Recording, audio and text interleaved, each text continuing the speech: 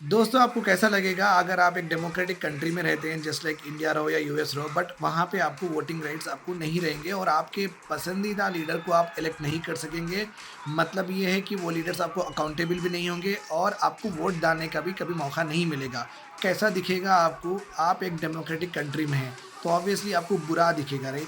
और एक बात सबसे इम्पोर्टेंट है, आप जो कंट्री में रह रहे हैं उसमें 90% ऑफ द पॉपुलेशन के पास ये हक है, बस 10% पॉपुलेशन के पास ये हक नहीं है वोट डाल के उनके खुद के पसंदीदा इलेक्टेड लीडर्स को चुनने का। तब तो आपको और भी बुरा लगेगा, राइट और रॉन्ग?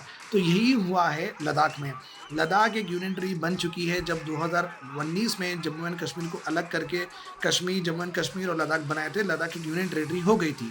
जब यूनियन टेरिटरी होने के बाद में ऑब्वियसली यूनियन टेरिटरी अपने कंट्री में इस तरीके से गवर्न की जाती है, लेफ्टिनेंट गवर्नर गवर्न करते हैं और home ministry Amit Shah sir से डायरेक्शन से, होम मिनिस्ट्री के डायरेक्शन से वहाँ पे पुलिस एनफोर्समेंट रहो, वहाँ की इकोनॉमिक पॉलिसी रहो, पूरी फॉर्मुलेशन सेंट्रल गवर्नमेंट से होगी और एग्जीक्यूशन लेफ्टिनेंट गवर्नर से होगा। वहाँ पे इलेक्शन ही नहीं होगा, वहाँ के लोग एडमिनिस्ट्रेशन से जुड़ेंगे ही नहीं, वहाँ पे लोग पॉलिसी डिसीजन में बैठेंगे नहीं, क्योंकि जो भी है असेंबली रहती थी तो असेंबली में बैठ के पूरे लोग बैठ के एक पॉलिसी बनाते थे, गरीबी हटाने की पॉलिसी बनाते थे, इंफ्रास्ट्रक्चर बनाने की पॉलिसी बनाते थे।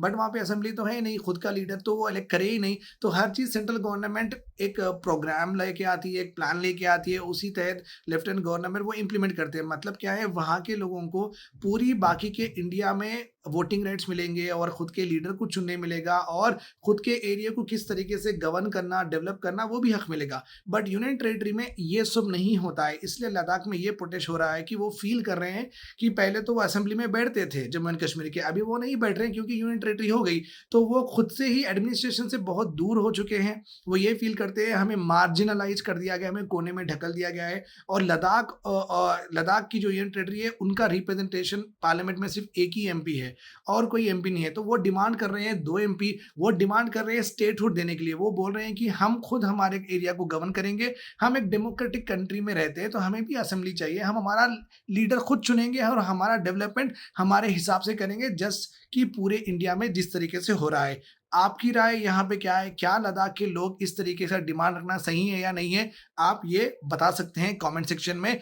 आई होप मैं तो आपको ये क्लियर कर चुका हूँ कि लद्दाख के जो डिमांड्स हैं वो किसी ना किसी तरीके से सही है, बट वो गवर्नमेंट किस तरीके से हैंडल करती है उसे हमें देखना चाहिए।